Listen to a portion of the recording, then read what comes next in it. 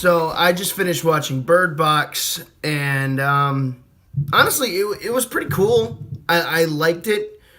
Um, it I saw like a lot of my friends talking about how it's basically a quiet place, but you can't see rather than you can't make noise, which honestly is a cool concept. I like that. But when I watched it, it was honestly to me a lot more like The Happening if it was better. Like it was better than The Happening, so that was cool. But because it's got a similar thing to The Happening where you see these monsters or these creatures or whatever, they just call them pretty much. You kill yourself and you're just like, okay, that's that was totally a thing in The Happening, but instead it was nature or plants or whatever the fuck. But in this one, it was kind of more well done. I thought it was interesting. I like the whole thing where their like eyes would like milk over or whatever. And then they had that thing with like the insane people that like could see these things and think they were beautiful. Were they possessed by them, or like were they like? They never really explain it, but it was cool. Like it was a cool concept. And then the other movie that came to mind for me was 28 Days Later. I mean, they even have that scene in the grocery store that almost mirrors the scene. I could literally hear AM 180 playing in my head, like like I heard it in my head, and but it was cool. The thing that kind of bothered me about it was a lot of like the good characters and actors that I saw in it that I was really excited to see in it didn't last too long.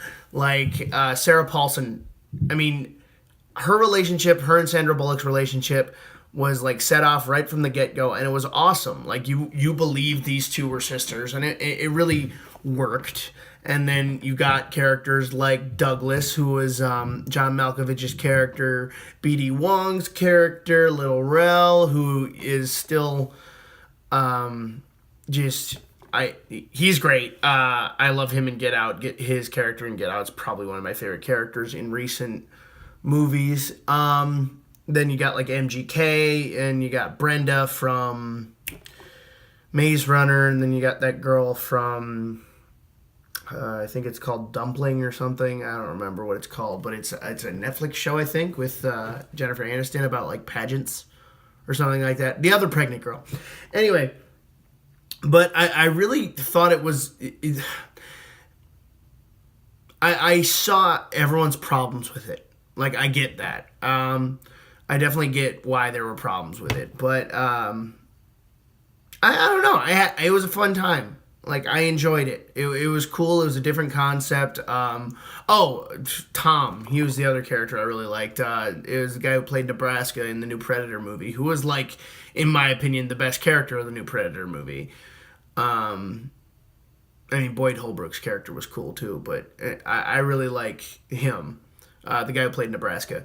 But I like the element of the birds, and I get why they're important now and all that stuff. I was wondering why the fuck is this thing called Bird Box? Like, it was a very intriguing title. But I enjoyed it. There's definitely better horror movies that have come out in the past year or so, and it was cool. It was a cool concept.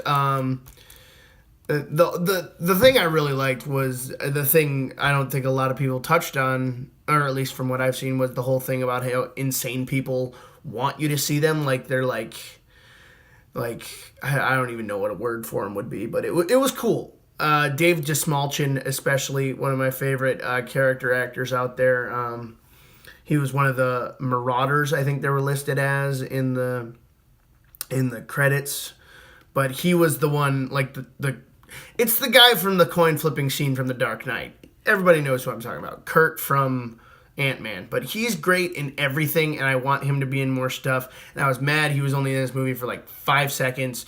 And I was also mad that a lot of people that I really liked in this movie didn't last too long. Like, I liked their characters, I liked their motivations. Like, it was really cool. But I mean, it was fun. It's not a movie I'm not gonna write home about or anything, but I definitely enjoyed it. So I mean, I agree. It's probably way overhyped. I love the memes that are coming out about it, though. That's really funny.